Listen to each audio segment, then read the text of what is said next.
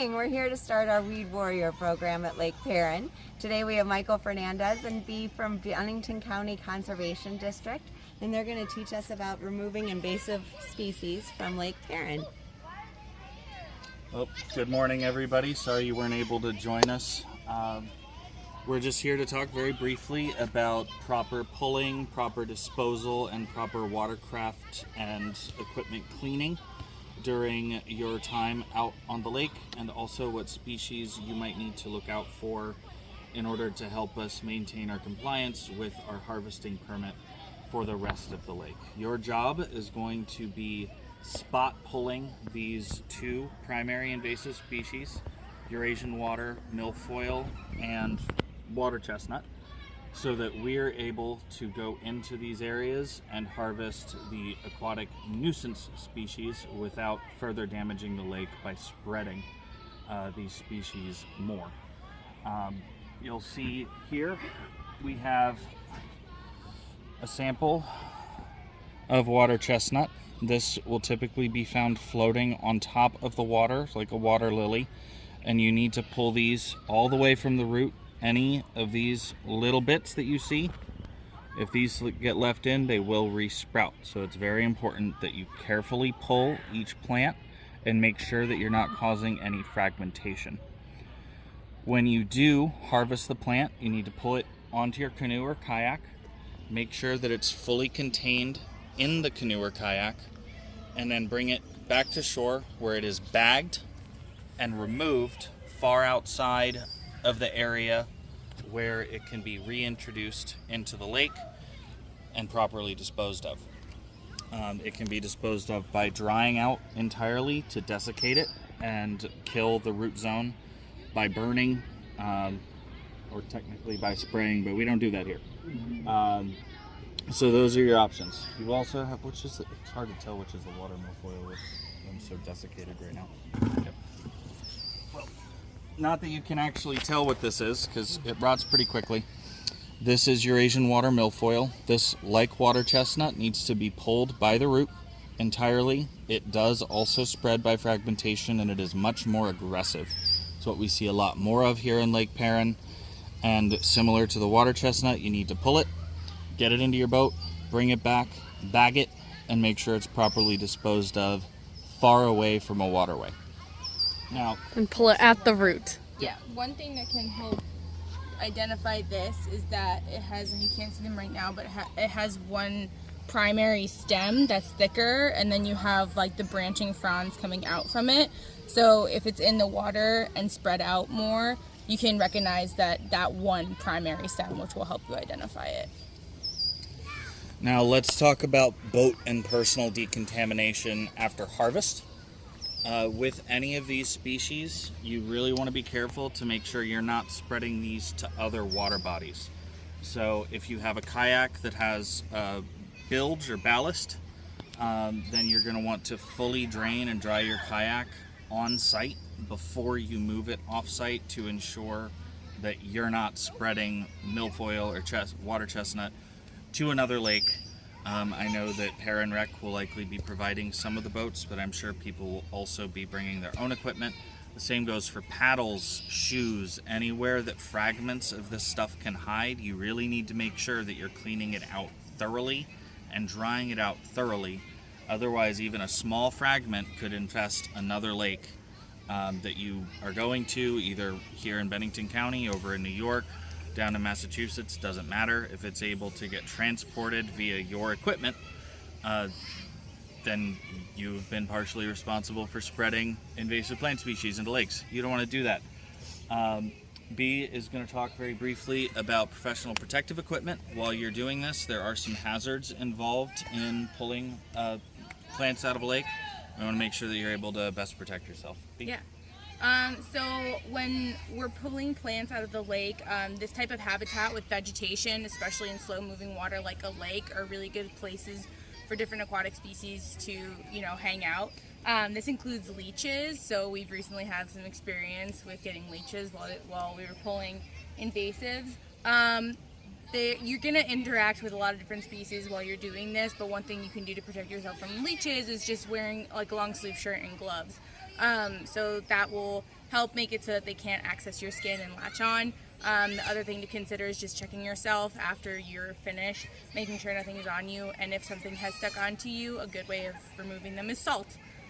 So that's probably in an extreme case. I would say that just wearing PPE is going to be the best way to prevent that. Yeah. Now, in order for you to help us to the best of your ability, we also need folks to be able to properly identify the rare, threatened, and endangered species that have been previously identified in Lake Paran. Now, I assume we'll be able to send an identification packet to you all since folks weren't able to make it to the training. But we are responsible, Lake Paran is responsible for making sure that we're not negatively impacting any non-target species in the lake. That's why we're having you pull these fragmentable invasives out, and it's why we're having you make sure that you're able to identify these species so that we don't damage them and so that we aren't found in any way responsible for damaging those species. That can result in a permit being revoked and maintenance ceasing on the lake, and nobody wants that. So when a packet has been put together, it will be sent out to you all, and you'll need to review it and make sure not only are you not pulling those plants, but if you do find them, you need to be able to locate them and show either Camille or another member of the staff where those are so we can go out, identify them, and make sure that we're not harvesting in that area. I'm going to show you how to pull a Eurasian watermilfoil. So if you can see right down here, we have a small piece growing. It's very feathery, again, feathering out from the single stem. So I'm going to reach in with my hand and pinch around the base, which is right over here. Follow it, and it creates a lot of sediment, as you see, and put it in my bucket, which I'm then going to keep out to dry in this bucket. Once it's dry, I'm going to bag it up in a heavy-duty black trash bag.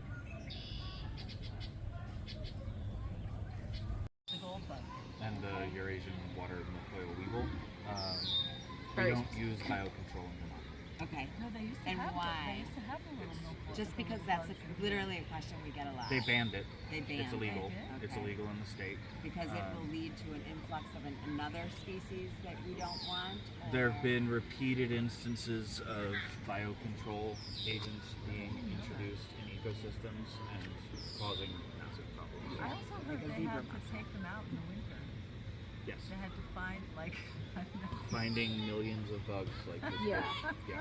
Then like Okay. and like if, you know, there are a lot of assumptions made about biocontrol species. So like, okay, like they'll probably die off in the winter because of the cold, but then like what happens if they don't die off? And then And what you're like, happens and when they we birth. don't have yeah, and then all of cold a sudden, winter, you're Okay. like, which we have yeah. now. So So you just introduce another problem if you introduce an It's like animal. Nutria, bullfrogs in Australia, like carp. It's a never ending. It's Never ending. yeah, it's like when does a control species become an invasive Right. species? Yeah. So where, Camille, Michael, where do you think we should start? Like what, on the Swimming other area. side? Is that what you're saying? On the swimming area. In the swimming. Yeah, because that's where the chances for fragmentation are gonna happen the most. Right. Yes. People are going to be kicking around in there. Well, and also this is pretty much the only littoral zone area, like proper littoral zone area that we're going to be using the harvester on. Right. The rest of this, so littoral zone is areas where light can penetrate all the way to the ground, and that's where you see your milfoil, that's where you see a lot of species pop up. Most of Lake Paran is technically a littoral zone because light is able to penetrate all the way to the bottom of the lake, except for the very small area in the center where you don't see a lot of plankton. But technically, based on depth surveys, all of Lake Paran is a littoral zone because it's under, I think it's like what, 35 feet or something like that. Oh, I think it might be. You mean because it's shallower Yeah. than that? Yeah, Yeah. exactly. And I don't even know if it's that deep. It might be a little bit shallower. It Like, is, and it's getting more and more shallow every year. Yeah. So that's why we want to target in this area in particular for the hand pulling, because if we go in cut with the cutter and there's milfoil in there, the milfoil is going to explode. But in the rest of the lake where we're going to be harvesting, like over there isn't any milfoil that we've seen. That's why we have to do that survey. So the survey happens, the weed warriors get deployed, pull the invasives out of the harvest areas, and then the cutting happens. That has to be the process. So we should do this quick. Yeah. Yeah, this has to be The survey, you mean? Well, or no, just getting the people Or into getting the people swimming in, area. yeah. We and pulling know out where the milfoil. harvest area is already, yeah, right. so they can just pull from anywhere that's in the harvest area. Yeah, I think that probably the best thing, like when I would come out and do the survey, would be to like bring a GPS and mark areas so that we Okay. can make a map and actually see the map of the lake and know areas if I see any like, that, you know, like what species. Unfortunately, we're signing our ag storage agreement on Friday, so we'll have money to buy you a GPS. Cool. Awesome. Yeah. Yeah, and do you know if we have a map from the survey done? Because that would be a Previous good thing to base this survey off Yeah. of. Yeah, we've got some samples. We have the previous quantitative survey that was done, Yeah, right. and then the mapped area of intended harvest.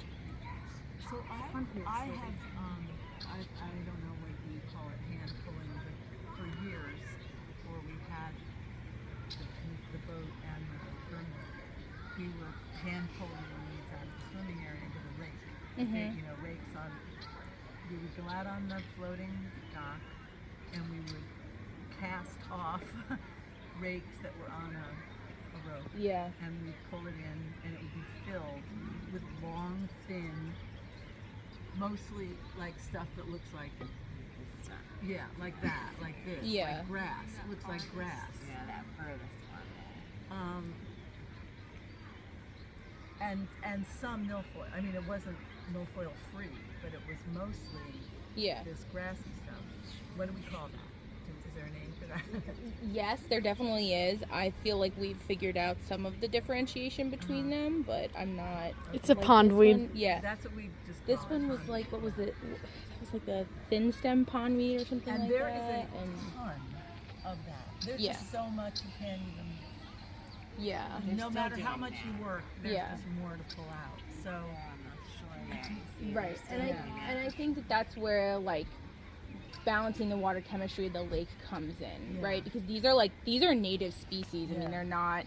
It's just that they've reached a nuisance level Yeah. because of their Because of- environment, because they have essentially like no limiting factor right now.